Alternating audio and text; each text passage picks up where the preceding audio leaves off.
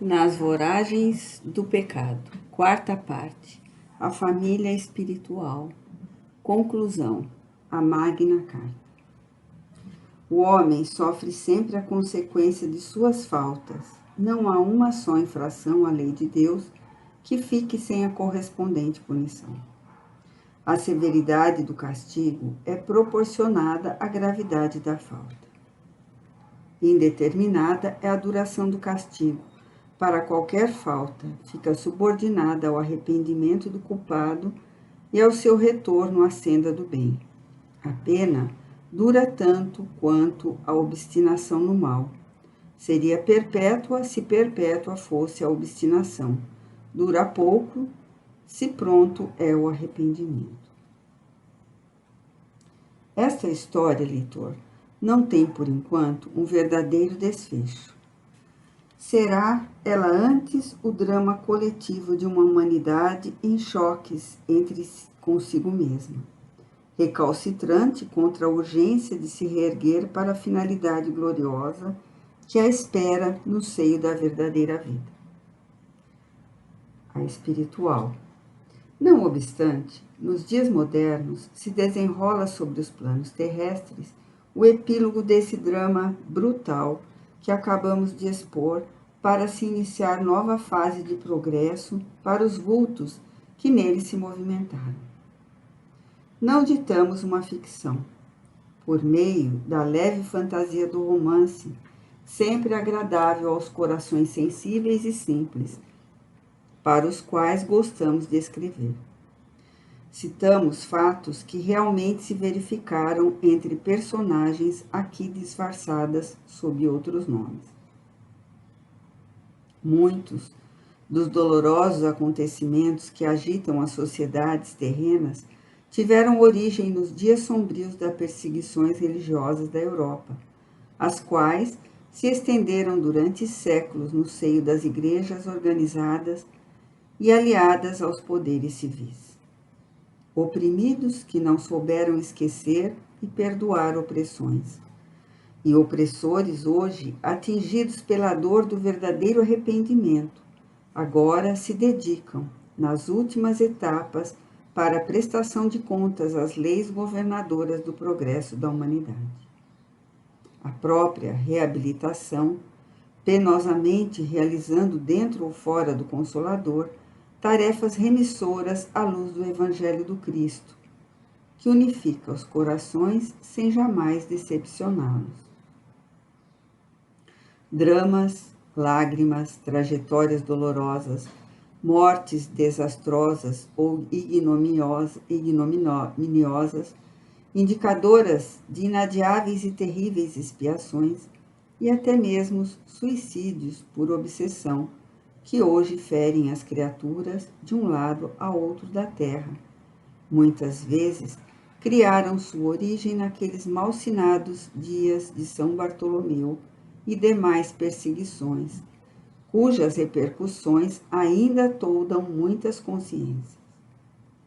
Assim sendo, as personagens desta história, mais diretamente ligadas àqueles acontecimentos, vivem presentemente na Terra as suas derradeiras etapas expiatórias, a fim de merecerem atingir os planos normais do aprendizado redentor. Vemo-los a Luiz de Narbonne e Ruth de La Chapelle, dedicados e submissos, unidos por laços indestrutíveis do amor espiritual, efeitos ao labor da seara divina nas hostes construtivas e imortais do Consolador.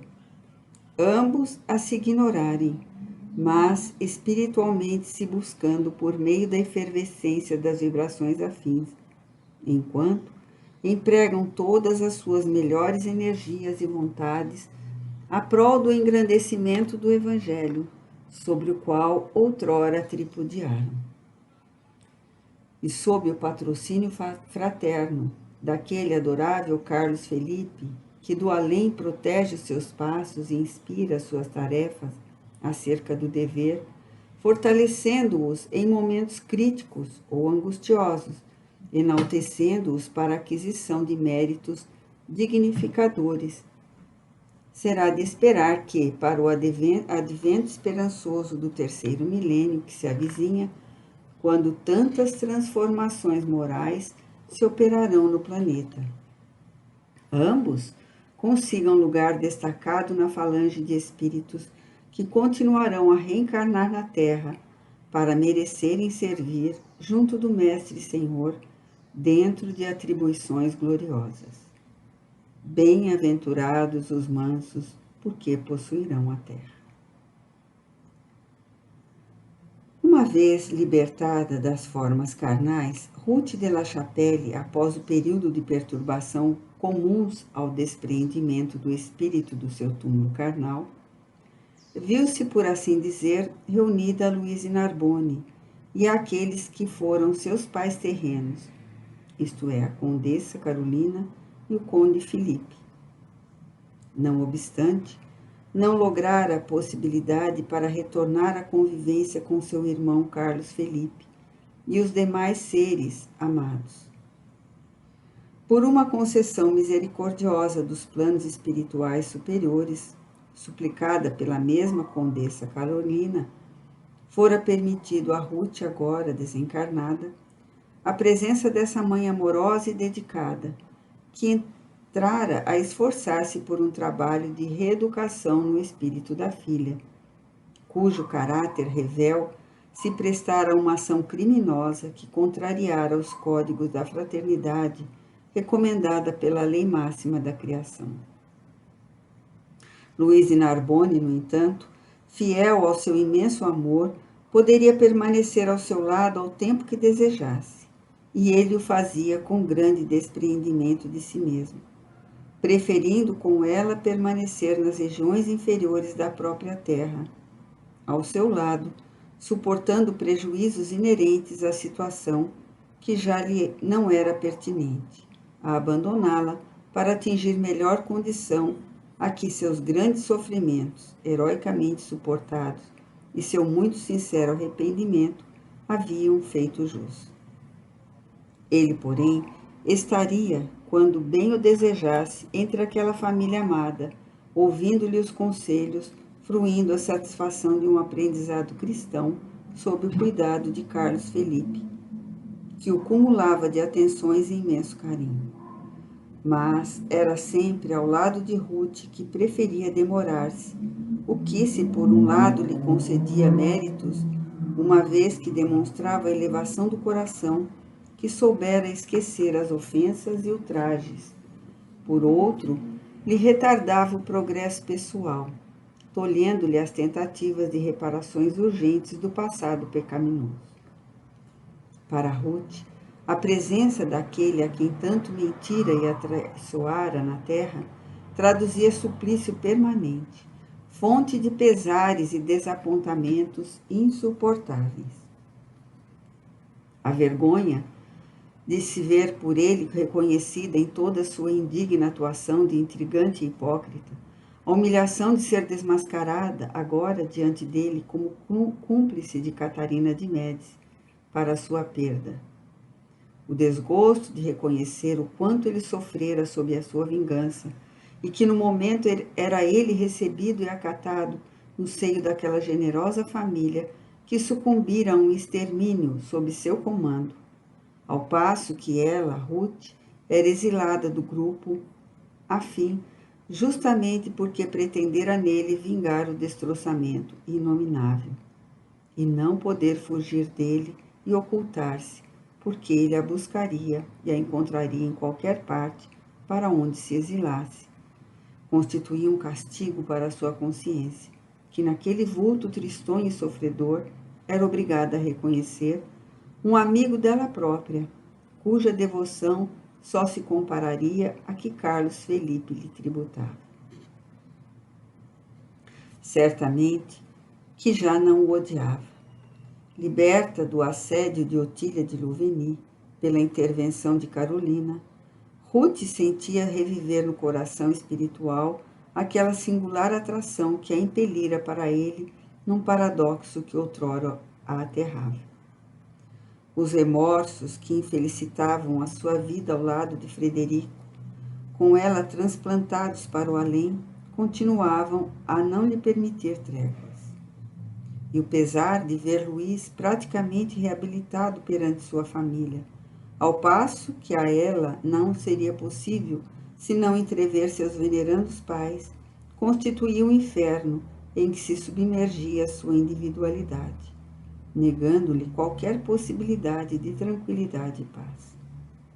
Ademais, no decurso das tentativas de sua mãe para a instrução a ambos no esboço das reabilitações, fora-lhes facultada a possibilidade de reerguer dos arcanos da alma as lembranças do pretérito em antigas existências. E assim sendo, reconheceram-se ligados por laços afetivos desde épocas remotas, tendo sido esposos numa etapa mais recente, quando então fora ele filho dessa família generosa, e ela a mãe dos seus filhos queridos. Até que, separado, ele, Luís, dela e da família para novas experiências reencarnatórias, necessária ao carreiro de um espírito, haviam ambos fracassado, desmerecendo de tornar a partilha da glória, de junto dela continuarem a reencarnar, enquanto não se elevarem à altura da dignidade espiritual da mesma família. Tornara-se insustentável a situação de Luís e sua amada Ruth no além-túmulo. O âmbito em que se movimentavam, restrito e inferior, não lhes permitia possibilidades satisfatórias de progresso. Ambos, desolados pelas quedas do pretérito, almas tristes e compungidas, apoucadas pelas humilhantes recordações dos antigos erros, não logravam horas de satisfação em parte alguma, senão o eterno luto a lhes envolver o coração apavorado ante as consequências dos próprios destinos. Luís, todavia, mostrava-se arrependido, disposto a tudo suportar, fosse no espaço ou em nova reencarnação terrestre, a fim de libertar a consciência das sombras ultrajantes do orgulho religioso que o fizera aliar-se a Catarina de Médici para perseguir indefensos filhos de Deus, cujo único crime era pensar de forma diversa dele mesmo em matéria religiosa. Mas Ruth, se não mais o poderia odiar como fizera outrora, conservava-se revoltada e inconsolável ante a impossibilidade da convivência com os seus, e muitas vezes, jugulada sobre crises de depressões cruciantes, voltava às blasfêmias e às aspirações, e entregava-se a prantos furiosos que lembravam o ranger de dentes da parábola cristã, enquanto vociferava em imprecações desrespeitosas, para que entidades tão pecadoras quanto ela ouvissem e com ela se impressionassem, até as lamentações idênticas com as suas gritas, produzindo aterrorizadores coros. Onde a justiça decanta daquele Deus de quem outrora me falavam? Existirá sequer porventura? Se existe, por que me abandono padecer assim? Como se conciliará essa propalada justiça com as incompreensíveis desgraças que me atingem? Então, vejo minha família tão amada dizimada por uma corte de miseráveis, um miserável que a comanda, mas carregado de infâmias que os demais irrompe, um dia pelo meu lar adentro, até então risonho e feliz, assassina cruamente os meus entes mais caros.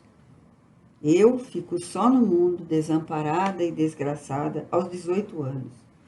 Vingo-me do odiento assassino, e ao findar o balanço das responsabilidades, o desgraçado destruidor de vidas pode gozar da convivência de minha família, a mesma por ele trucidada, porque também é a dele mesmo desde vidas passadas.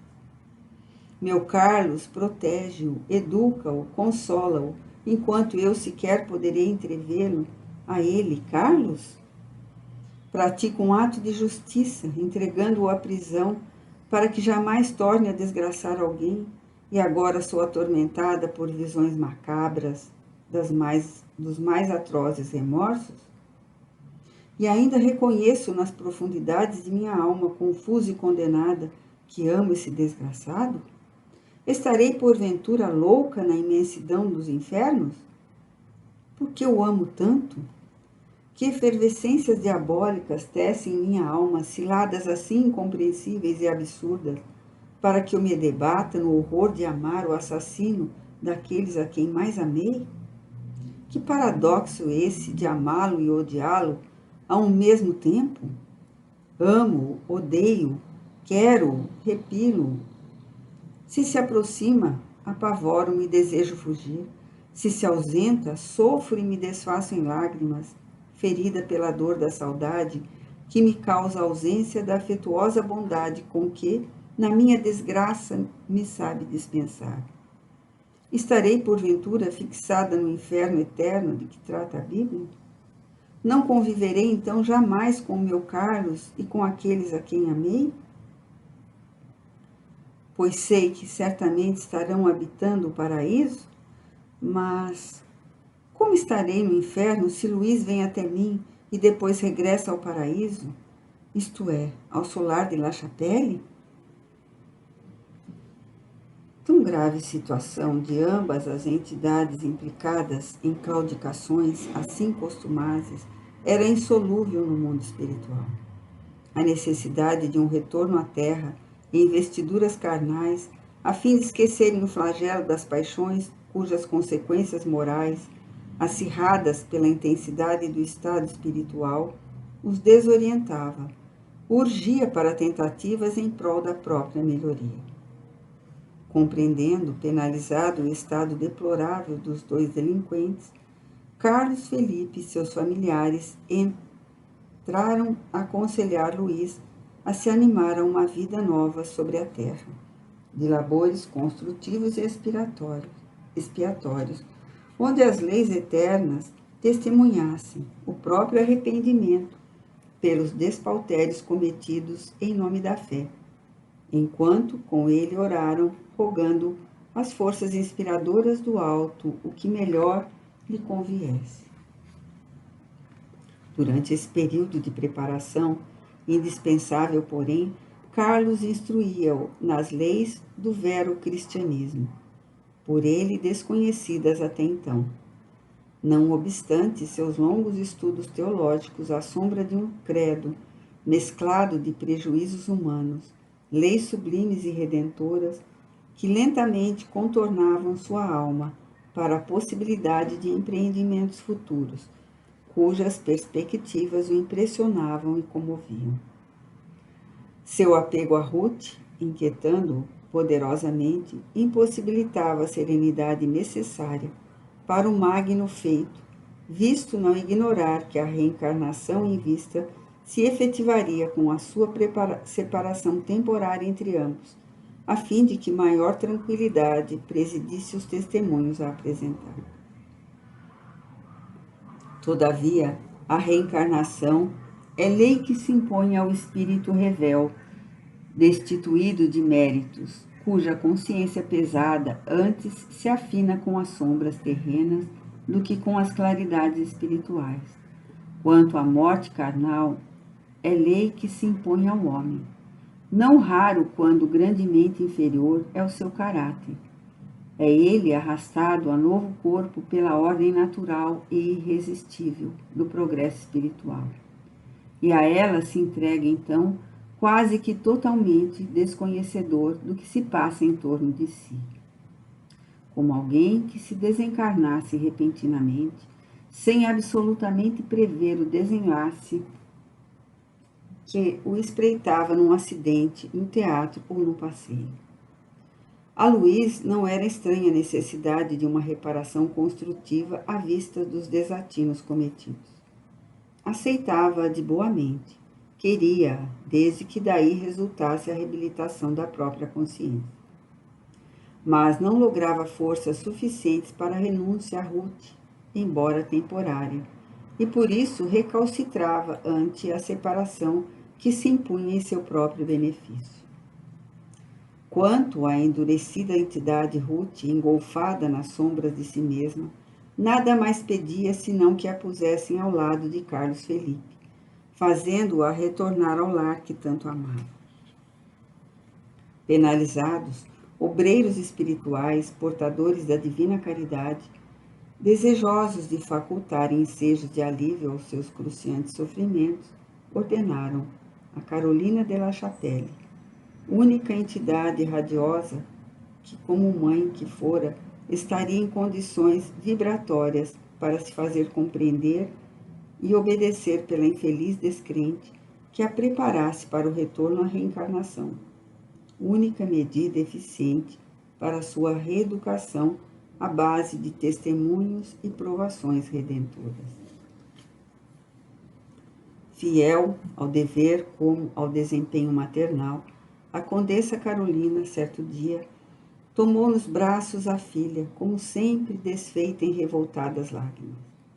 Embalou-a docemente de encontro ao coração, como nos dias de sua infância, e falou-lhe com a persuasão que somente as boas mães conseguem em horas solenes.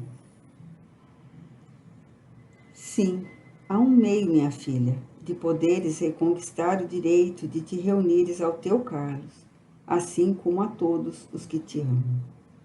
Um Deus Criador e Todo-Poderoso existe cujas leis perfeitas, imutáveis, eternas, que tu repeles, porque ainda não as pudeste compreender, prescreve a supremacia do amor governando o destino das criaturas.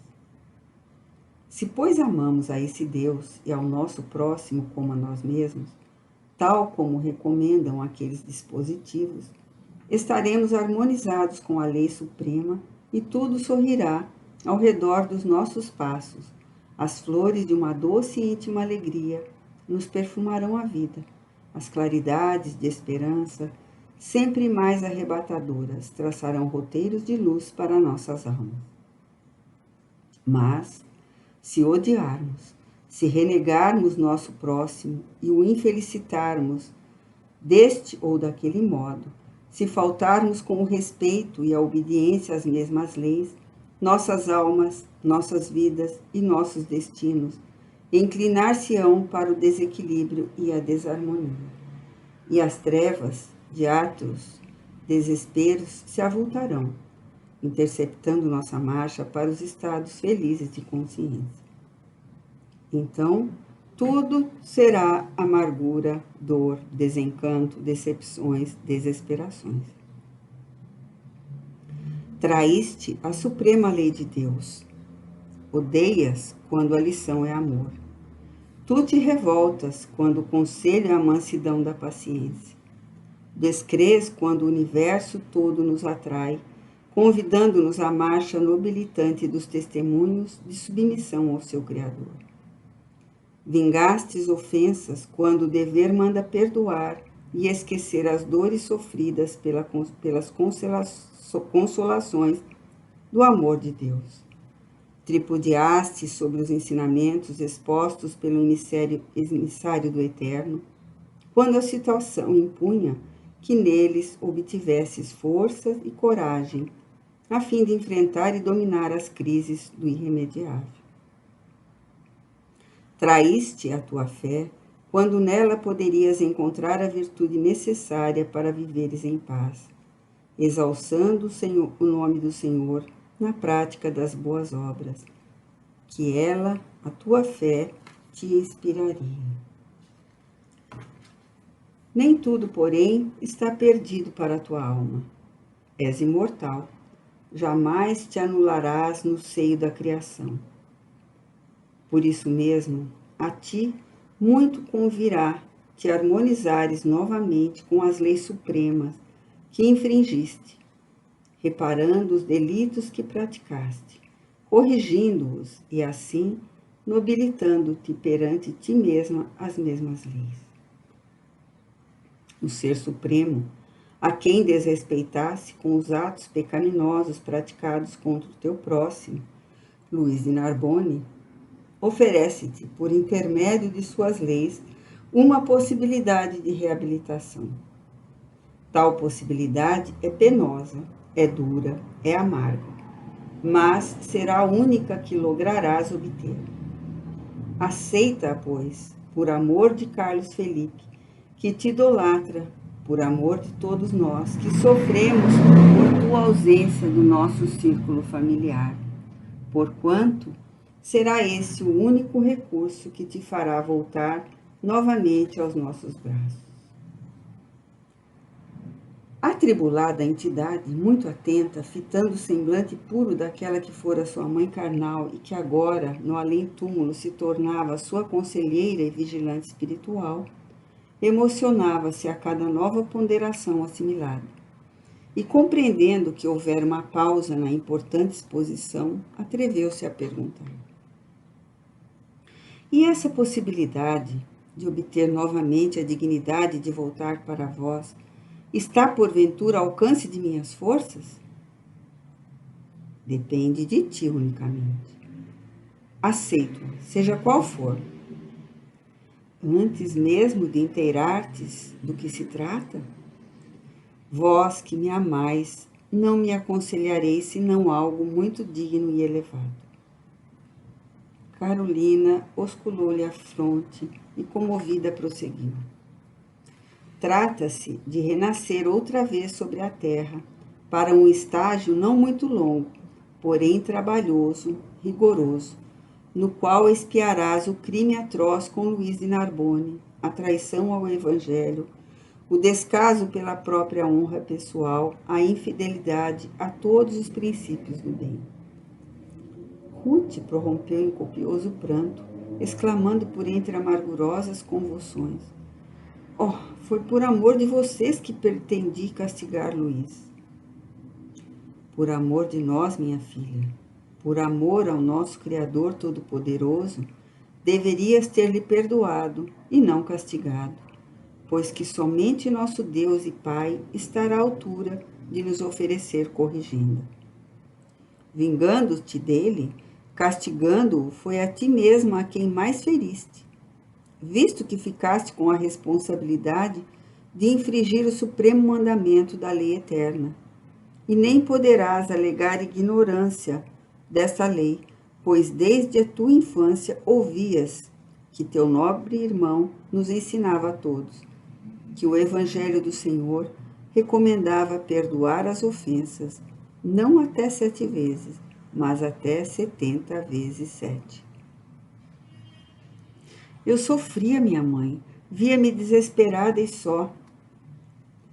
Mas sabias que o convite supremo aos sofredores e desesperados é permanentemente lançado por Jesus por meio das páginas do seu Evangelho. Vinde a mim, vós que sofreis, e eu vos aliviarei. Era tão jovem, querida mãe, e depois de vossa morte não houve quem me aconselhasse. Deus jamais nos deixa órfãos, a sós, minha querida filha. Sua misericórdia se utiliza daqueles que nos cercam para nos auxiliar nas horas difíceis. Gregório e Blandina, não obstante serem humildes servos, eram inspirados pelos céus para te aconselhar em nossa ausência, a fim de que te detivesse no declive que voluntariamente te precipitasse. E Monsenhor de B, no momento supremo, foi o eco de nossas vozes que te aconselhavam a partir antes de concluíres a traição. Desorientei-me, minha mãe. Meu coração sofria a falta das verdadeiras afeições. Todos que me amavam haviam partido para o mundo da sombra. Deixáramos um compromisso matrimonial para ti com um homem probo, um coração leal que sinceramente te queria. O próprio de Narbonne amava-te acima de tudo. O fantasma de Otília perseguia-me, induzindo-me ao crime, sem jamais me conceder tréguas, a fim de serenamente raciocinar. O fantasma de Otília só te perseguia porque teus desejos, teus pensamentos e inclinações se afinavam com os delas. As lições do Cristo, respeitadas e amadas, a prece extraída do coração, libertar-te-iam facilmente do jugo obsessor de tua infeliz amiga. Vencida, reconhecendo-se irremediavelmente culpada, Ruth atirou-se nos braços da mãe e, chorando convulsivamente, bradou resoluta e corajosa: Mandai, minha mãe, e obedecerei. Dizei o que será necessário fazer e me prontificarei. Que meu pai e meu Carlos perdoem os erros que pratiquei em desobediência às leis de Deus, que desejo acatar para o futuro. Carolina, introduzindo-lhe entre os dedos sorridente um pequenino volume. Surpresa, a sofredora entidade deteve-se examinando. Tratava-se de uma pequena missiva, uma carta. Abriu-a precipitadamente, reconhecendo a caligrafia graúda e forte do irmão bem-amado. E leu emocionada e palpitante, por momentos ansiosa e comovida até as lágrimas, de outras vezes esperançosa e confiante até a satisfação e a alegria. Sim, minha Ruth, será necessário, indispensável mesmo, urgente, o teu retorno a uma existência nova, na sociedade terrena, a fim de reparares as afrontas que tuas inconsequências fizeram a ti mesmo. A tua consciência de descendente do ser divino e criador, que rege o universo sem fim. Volta à terra, minha Ruth, renasce em outro corpo, um berço triste, rodeado de solidão e saudades entre vozes que parecerão hostis à tua alma. E não por aquelas que, por entre beijos e afagos, te ensinavam o balbucio das primeiras orações a Deus, no solar, saudoso e amigo de La Chapelle, onde fostes adorada como os querubins nos céus. Paga as leis eternas e corruptíveis da criação, o tributo das infrações que te incorreste quando atraiçoava os postulados do amor, da fé, da moral, da honra, da lealdade, da fraternidade, das virtudes pessoais, enfim, os quais nós, a quem tu amas, te lecionávamos em nome do Senhor, por entre afetos e carinhos, com paciência e exemplos bons, desde o dia de tua infância e pelos albores da juventude. Renasce em ambiente diverso daquele que te foi tão grato, em ambiente hostil, que te leve a sentir a felicidade que perdesse ao atraiçoares os princípios honestos em que iniciastes tua marcha progressiva para Deus. E já que não soubestes honrar o Evangelho, que te guiaria suavemente os passos para a redenção do teu espírito, falindo ante o primeiro testemunho que ele te pediu, após existências tumultuosas por ti vividas entre paixões e erros, suporta uma existência entre disciplinas austeras e irremediáveis, no retiro religioso, onde aprenderás a domar o orgulho que te perdeu, onde as humilhações impostas pelo regime conventual extraiam do teu coração a voluntariedade que te levou à inconformação com as peripécias da existência e a revolta contra Deus. Sofre, chora, trabalha, luta, serve, obedece, ama, renuncia. Mas reergue dos escombros as tuas desilusões, a fé que te deixaste se aniquilasse em tua alma. Reergue a esperança que não soubeste conservar para reanimar teu coração nas horas de angústia. E cultiva o amor pelo teu próximo, que, tanto como aqueles a quem mais amas, e merecedor de toda a tua solicitude e complacência, porque assim sendo, tal exílio será breve, passageiro e compensador, e será também o recurso que te facultará o voltares para os braços daqueles que te amam. Não sofrerás sozinha, minha Ruth, ainda que escasseiem amigos e afetos em seus trajetos. Embora invisível aos teus olhos de criatura encarnada, eu apenas suspeitado pelo teu coração, por intuições consoladoras, eu me debruçarei sobre teu novo berço, como ainda ontem, nos muitos gratos dias de La Chapelle, velando por teu sono e pelo teu triunfo sobre as trevas dos teus pecados. Aconselhar-te-ei nas horas de indecisão, sugerindo-te esperanças, quando as amarguras, por muito intensas, ameaçarem vencer a coragem de que necessitares para as situações que enfrentarás, idênticas às mesmas que criastes por tua própria vontade, para um teu irmão perante as leis eternas. Enxugarei as tuas lágrimas de 1000 formas que as circunstâncias me permitirem. Far-te-ei companhia, por ti velando, e possivelmente deixando-me ver por tua visão carnal, até mesmo na treva da fria masmorra que te aguarda no futuro, fruto do ato impiedoso que tiveste, atirando em um subterrâneo aquele que por amor do supliciado do Calvário deverias perdoar de boa mente. E te esperarei aqui mesmo, até que, redimida de tantos desatinos, voltes aos meus braços para a fruição de uma felicidade sem ocasos, abençoada pelo sempiterno, porque harmonizada com as sublimes leis do amor divino e da fraternidade universal. Vai, minha Ruth, este será o recurso único com que poderás contar para venceres o abismo que no momento te afasta dos caminhos ditosos que te conduzirão a Deus. Vai, não procures outro recurso, porque não o encontrarás. Não terás outro, não haverá outro. Ruth de La Chapelle curvou-se às prudentes exortações do irmão bem-amado. Renasceu para os serviços dolorosos de uma série de expiações e resgates, na esperança de assim, por meio de lágrimas e sacrifícios, aplacar a consciência ultrajada e reconquistar o paraíso que perdera, o aconchego daquela eminente família espiritual. Louise Narbonne, perdendo-a de vista graças à reencarnação e por um ato de complacência da sábia providência que lhe permitiu tão necessário ensejo de serenidade, pôs em prática os conselhos dos ternos amigos que tão generosamente lhe souberam perdoar.